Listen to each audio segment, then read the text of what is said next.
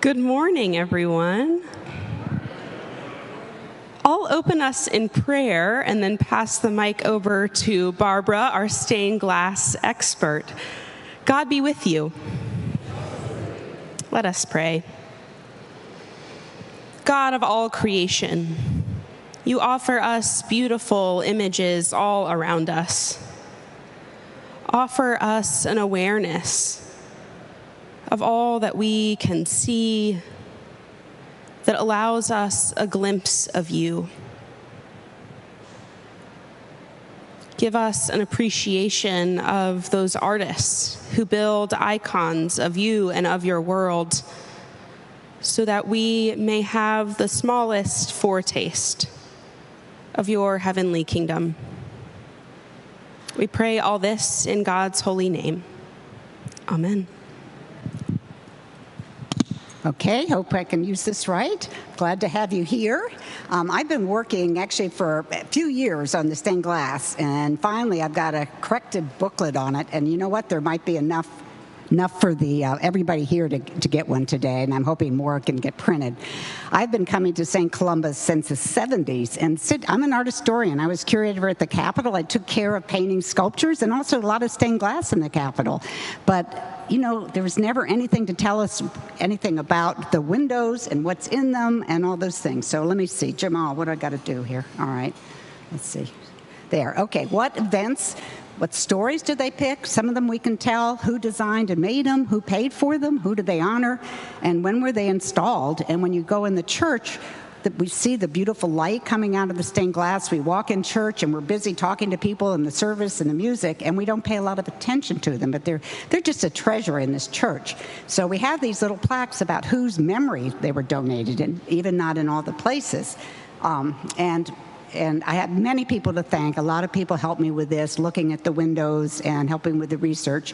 And the big thing that happened was I found the archivist at the stained glass company that made them, that gave me copies of all the letters from the church to the company and all these details that we didn't have before. And also I got the windows photographed by professional architectural photographers, which has made a huge difference. They'd never been photographed before.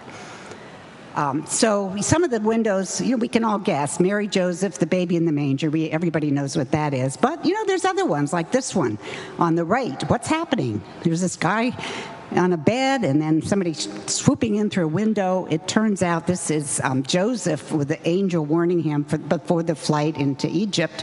And it's one of the ones that the minister at the time wanted added in the subjects. And it's not in the right order, actually, but it's there. And we can guess the crucifixion. Other ones, I can bet, even if I quiz some of the clergy in the church, the next one, Jesus is talking to somebody, but who is it, right? We don't have any way to know. One thing I learned, I'm not a medieval scholar. I'm American, and modern art is my subject, but I love color. That's why I love the windows so much. And every time Jesus is shown, he has something I didn't know is the typical thing. He has a trivalent halo with the 3 rays coming out, which is only used for the persons of the Holy Trinity. And he's always dressed in red and white. And the gesture that he's making is the blessing gesture, like the one the Pope uses today. And you'll see that in his hands in a lot of the windows. There's so many amazing details in these. And one thing, when I'm in church, like a couple weeks ago, the gospel was about the rich man and Lazarus. Here we have a window right in the church showing that. And here's the Lazarus there. He's got sores on his bodies. The dogs are licking his wounds. And there's the rich man grabbing all his wealth while other people are bringing more riches to him. He's the one that ignored Lazarus. So the way they told the stories in these little round circles in the glass is really amazing, all the details. So how did we end up with stained glass at St. Columba's? I think everybody knows we just had the anniversary of when the church was on this property, and then 1904 we got the name St. Columba, one of the saints of the British Isles, and a parish hall and this more expanded church, a little wooden church. This is what was torn down to make this church. In 1924, St. Columba's became independent. Before that, it was a mission of St. Albans. And what was happening in the neighborhood, and Sandra Mills has told us so well about this whole history of racism in the neighborhood. Janney School had just been built in 1925. 4 white children only across the street. There was this big push to move all the black people out of Fort Reno, including the church that was affiliated with us, St. George's. And so part of the story on this fancy, beautiful church had to do with gentrifying the whole neighborhood, making it more fancy. So then, as soon as they became an independent church, they started thinking about, oh, let's get a new church, a building. And so they set up a building committee. The rector was William Shearer, and the chairman was A.F.E. Horn, who was a big businessman. And then the big person in the story was William Tyler Page. He had been the choir director in the old church since 1907, and he was the first senior warden on the vestry, but his day job was he was clerk of the House of Representatives, and he wrote something called an American's Creed based on the Apostles' Creed that he was famous for. And I noticed when I got the church records, he would a lot of times write on House of Representatives stationery, which I don't think was really legit. And then the architect they chose was Gilbert Lacoste Rodier, who was quite a prominent architect. But interestingly, he was specialized in Art Deco architecture. As far as I know, this might be the only church that he designed. And then the builder was George Fletcher. We know the Fletcher family being important in this church for many generations. And the stonemasons were Perna and Sons, who built a lot of buildings, had their own home in the neighborhood. They were kind of part of the neighborhood. And they donated some of the windows even. And so the architect came up with the final architectural drawings in April 1926. So the church is a traditional shape of a cross with the transept arms, and the windows are indicated on there. Underneath, the parish hall was underneath. And as we know, the cornerstone was laid on St. Columba's Day in 1926. So it's amazing how excited people were about this, how fast things happened. And then the architect found out about this stained glass company. It was a very prominent one. Wrote a letter to him asking for estimates. And what's interesting, at the time they said, well, we could just have plain windows. It would be cheaper, or we could have one with figures in them and stories. It'll be more expensive.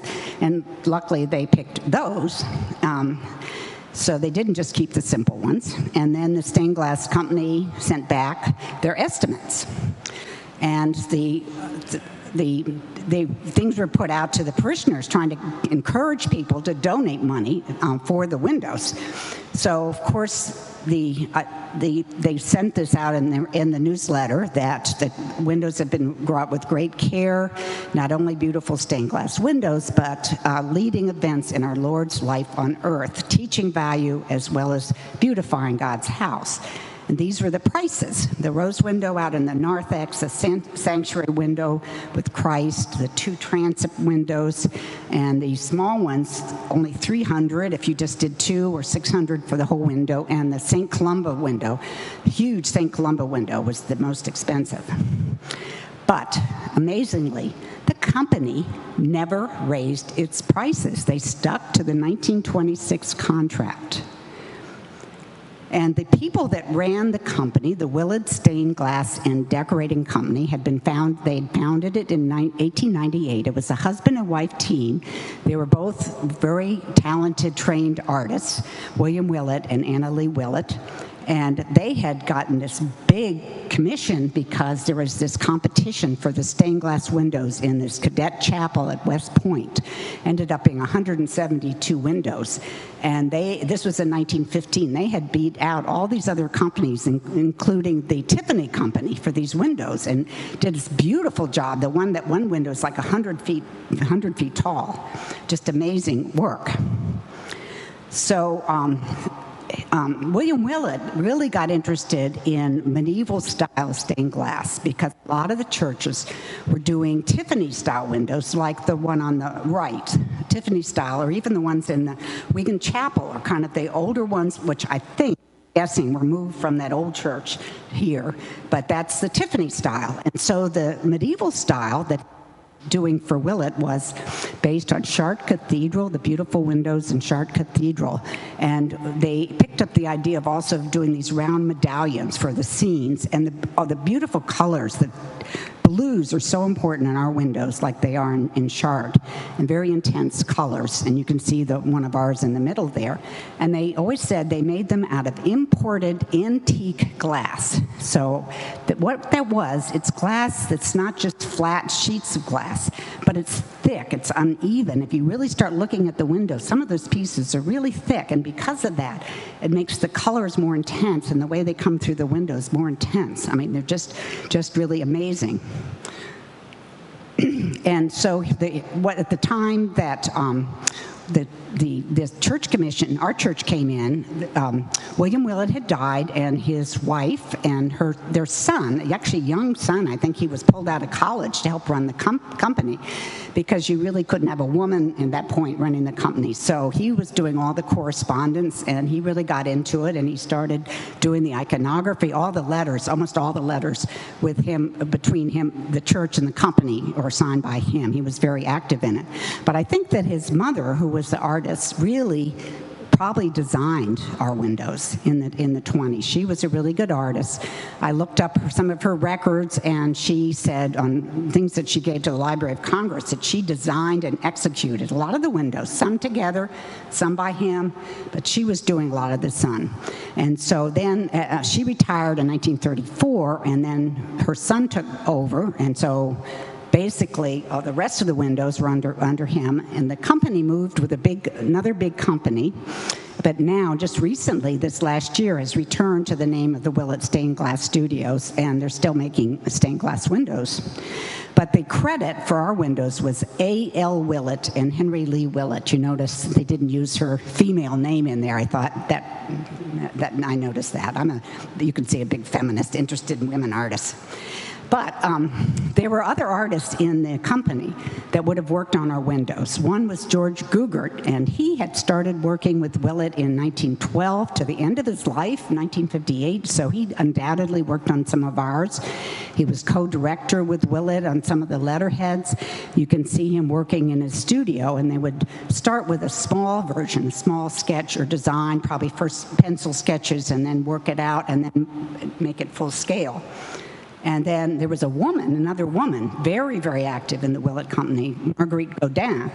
And you can see here, she's got the full-size cartoon for the window where they worked out everything, where the leading was going to go, all the details, everything they were going to use to make the final window. And she designed for Willett for 60 years. She was director and, very important in the company. And just for local things, she did some of the windows at the National Cathedral. And in 1967, she designed all the stained glass at the National Presbyterian Church, if you've ever been there. I mean, she's really amazing, and you can't find much about her. So she was a wonderful artist. The company in the archives, what they could find for me was photographs of these cartoons that they had made for the window. So they kept in archives, and they kept some of those. Unfortunately, not all of them. I'd love to have them for every single one of our windows. But you can see the Christ in glory over the altar, the Annunciation, and the Nativity, and the wise men are some of the ones that they had. And only one color one, because then they would have to plan the colors. And this one color one they have, you can see, is for the St. Columba window. But each one of these scenes has so many different colors of glass in it. It's just really remarkable. And the idea of how they got the designs for the subjects, they based it on traditional Renaissance paintings. Like in the paintings, almost always the angel's on the left and Mary's on the right in the Annunciation. So they took these ideas from traditional art. One of the tricky ones in art was showing the resurrection. It's kind of hard to show that, but so the way in the Renaissance they would have Christ standing in the empty tomb with the guards asleep and this red and white flag, and that's what's in our windows. Now, all the passion scenes are up where we don't all get to see them anymore, but originally that's where you would have been looking at them when you took communion, when the altar was further back. So again, I was saying, if you look, I started looking in some of these scenes, and you could count at least 12 different colors of glass, very subtle, amazing collection that they had of glass. And Henry Lee Willett would talk about, he said, oh, I just love going and picking the colors for the stained glass. It's better than playing golf. You know, it's fun for them. There's a lot of other people there behind the scenes that were working on these. They had a crew of a whole company. You would have to find all the colors of glass, get them cut to the right shape exactly to fit that cartoon, and then they used something called CAME, C-A-M-E, which is like a little sort of U-shaped leading where you could put the edges of the stained glass in, fit those all together, and then some of them had to be painted, and this is where the artists came in. There's beautiful details in our windows with tiny brushes, different kind of brushes. Sometimes they did like on the faces, more of a watered kind of effect, and that was why they started calling the windows stained glass, because they stained some of the areas. But amazing details, and they painted with a mixture of powder glass and metallic things, and then each piece of that stained glass had to be fired at a high temperature to make it permanent. So, I mean, a huge amount of craftsmanship and tiny little details that you really have to stop and look, like this one of Jesus in the bottom, the Jesus and the centurion. He's pointing to his sick servant way off in the distance. So they're tiny, tiny. So then Henry Lee Willett, he just came up with an idea. He gave the church 52 possible scenes for the windows, and with the minister and people picked 40 for the ones for the windows, and the minister had changed a couple. And then he lined it up logically for the church. So the Passion ones are around up in what would be it's our north, but in the liturgical in the east, the end of the church. And then it's the life of Christ, starting with the Annunciation, and then going back down here with various parts of his life. And then in the transepts, in the arms, he was going to have miracles on this side and Proverbs on that. So it was all very logically worked out. So when I started working on this, some of the order of some of the windows wasn't right. I finally figured out what happened, but it took me, just recently, I really figured it out. So when the church was expanded, the windows on that wall were put into the doors, as we know, and so there were lists of the windows printed in 27, 57, and 60 is all we have in our church archives, but they haven't been available all this time for people. So the prominent one, the first one that was put in, they actually unveiled it and had a service on Christmas Eve, 1926. I mean, they were really getting this church done. This beautiful stained glass window, which we look at every day in church, and I had never realized what was going on with it. This is the end of the world. It's based on the apocalypse. Jesus is up there, swirling up in space with the sun and moon around him, all swirling around. This is the end of the world. It's from Revelation. And so at the top, there's Alpha and Omega, and on his book that he's holding, and on his vestments, A-O, I am the beginning and the end. And so that's what this is. This is the end of the whole story with Revelations, which I never realized.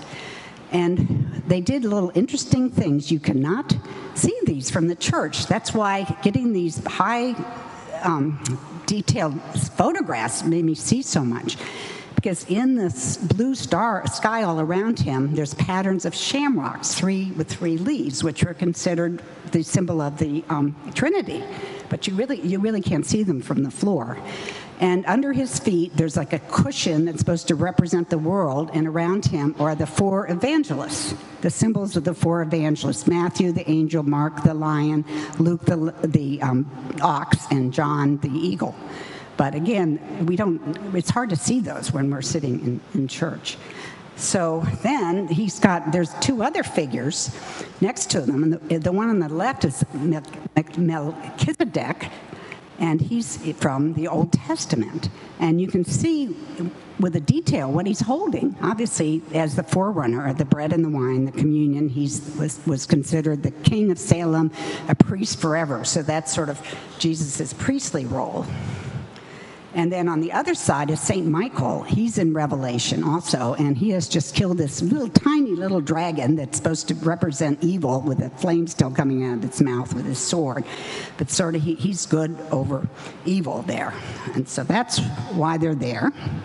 And so I've created this booklet, 20-page booklet, and it has the biblical references in them. And then there's going to be more on those on the website because it takes a lot of space to put those.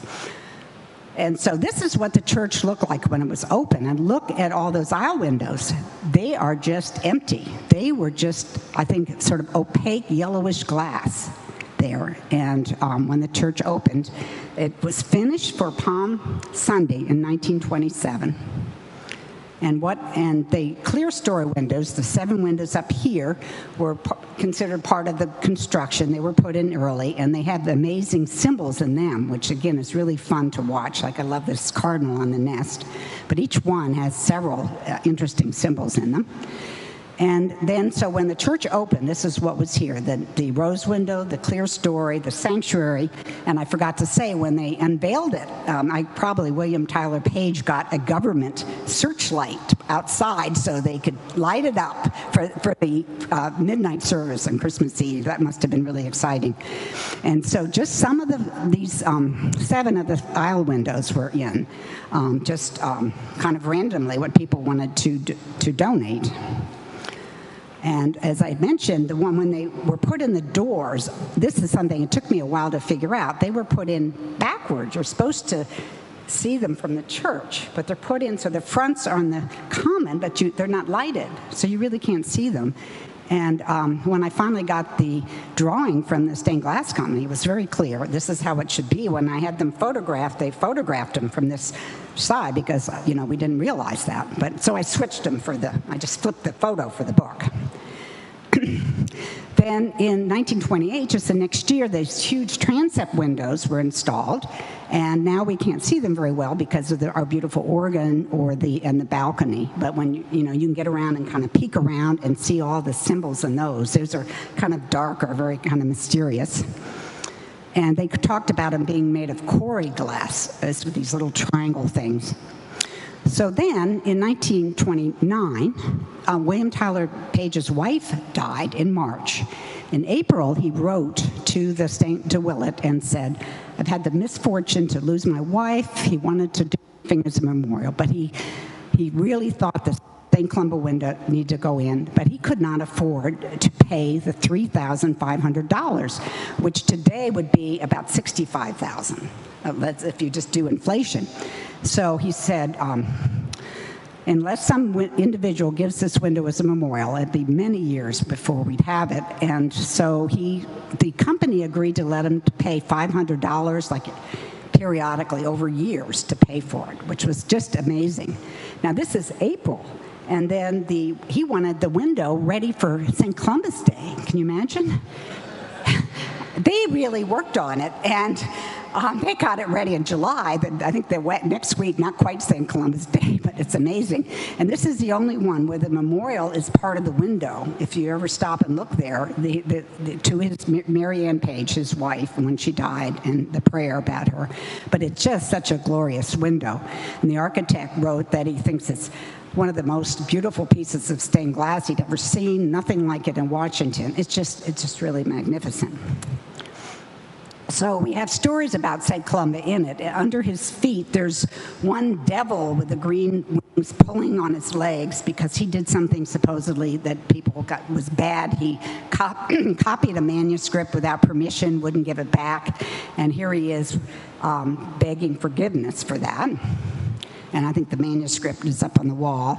And then the scenes from his life are him leaving Ireland when he went to Iona to Scotland with a little boat, him copying the Psalter, so well known for what he wrote and copied, his death in the chapel at Iona, and then a vision of King Oswald, who had a vision of St. Columba, and after he had the vision, he won his battle and became king. So that's why, for somehow reason that's in there.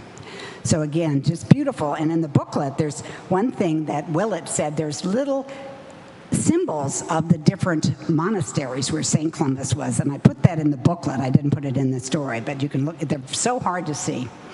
So here it is. He funded that window in 1929, right before the crash. So people were not going to be funding very much then. This is the time when what happened after this, that Sandra has talked about in a book, how the money that was supposed to go to St. George's was taken here to pay the mortgage. In 1936, some kids or vandals threw rocks and broke a lot of the glass, and the church really didn't have money to pay for it. It was a really difficult time. But there was one window donated in 1936, and by that time, there was a different minister, had to figure out who made it. And then in 42, the minister named Mengers, who was there a long time, came, and he got in touch with Willett and kept pushing the other windows. So 1943, we had another window. And then 1950, after the war, people started having more money, a bunch of them, 57. And then in 65, the window the Fletcher family donated, which had the Proverbs. And finally, in 1966, the one that's now in the light box is the Miracles. These wonderful stories of the miracles finally got donated. It got moved. If you look over at the shape there in this wall, you can see the donor plaques are still there. But now we can see them from the church, which is really good.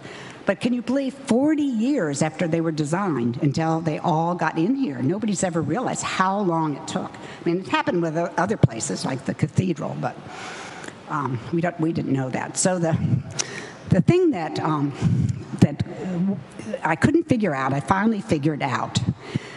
The proverb windows here has on the lower right, Jesus blessing the little children. Well, that's not a proverb, that's something that he did. And when the Fletcher family paid for the window, they paid for the wise and foolish versions, which is now down in the aisle window. And there was a letter where I think the Fletchers liked the story of the Jesus and the little children better, and they switched it, not realizing what the whole plan was for the windows at the time, so many years later. So now we have I sit near the wise and foolish version, so I look at them a lot. So you have Jesus as the bridegroom coming in, the 5 women that, filled their lamps, and then way off in the background, the other ones running around looking for oil, and they missed the boat there. But again, look at the wonderful details, and the faces are painted in different styles, I think, depending on which artist worked on them. And so this is the one, and I finally realized, too, that John Berger was helped with this. He noticed that 2 of the windows have dates on them, Willett Studios dates, and more than May, but they're way high up and things. I haven't found them. And the one with the wise and foolish versions is dated 1965. So that's what happened, and the switch was made then. So, and then, as I said, the miracles are wonderful. They are beautiful subjects, and I love the marriage at Cana and pouring the water, turning into the red wine, the draft of fishes. I mean, they're all such amazing stories that they fit into the little space. One I didn't know about was Christ raising the son of the widow of Nan. And I didn't know that story, but that was one of the first, one of his early miracles, so that's why it got put in. And so the subjects were listed, the biblical verses were listed in the printout in 1957. So I've checked a lot of those. Some of them are in more than one gospel. And like the Sermon on the Mount is kind of fun because that's the stories there are from 3 different gospels. The hiding your light under a bushel, and the lost sheep, the shepherd carrying the lost sheep, and then the house built on stone rather than sand. So they really, again, put wonderful details and the expressions on the faces, the gestures, the art of them, of the way they did it is just amazing. So then what I've worked on is the biblical things. There's not enough room in the little booklet to put them, but for the website, there's going to be a section that has these there, and I put the pictures bigger, so when they go up, you can go on the website and you can look at them in more detail that way. I'm going fast because I know I don't have a lot of time. So we've got booklets. I printed one booklet and found some mistakes on it. So this is the corrected booklet, and we don't have, I hope we have enough for people to share here and that we'll get more printed up. But the idea of these, and I want to put some out because you can walk around the church and use this and look at them. You don't maybe need it at home, but I think it'll really be helpful. And I've always thought about kids in the church and learning about the stories through the windows and everything, and I hope we can use them more now that we have these good photographs. They can be used in a lot of different ways. Anybody have any questions?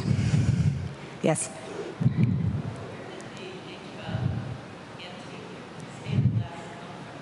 They said they imported it from Europe.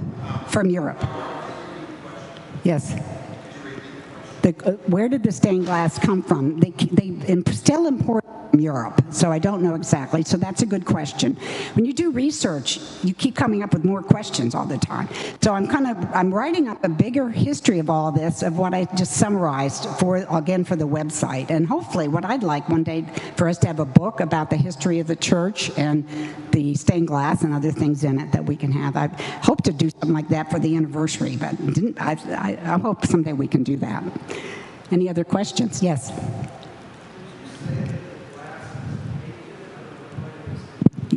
Yes. Well, they painted all these details, the faces and all the drapery, little brushes.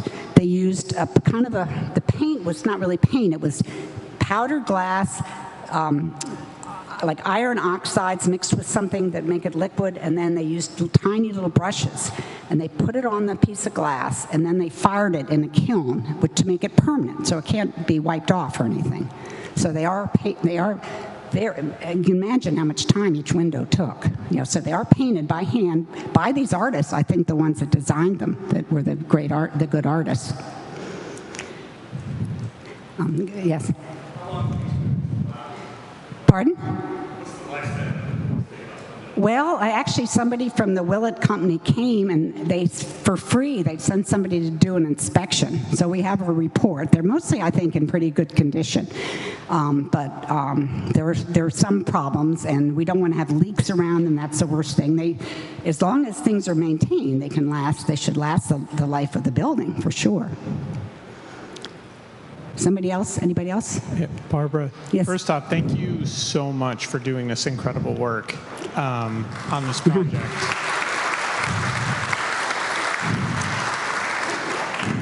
You had pointed out in a number of instances some of the really small details that you can't necessarily see just when we're sitting in the nave. And I'm wondering, as you did this research, did you come away with a favorite scene or window or two? And then what's something you found that most surprised you when you were doing all the learning on this? I think I've told you the big surprising things in my talk. How long it took, 40 years that they didn't raise the price, all that time, who the artists were, nobody, these are all things that I never knew. And I don't know. I can't pick one. I love them all. Of course I love the St. Columbus. I'll say that if I have to pick one. That's our wonderful window. Anybody else? Yes.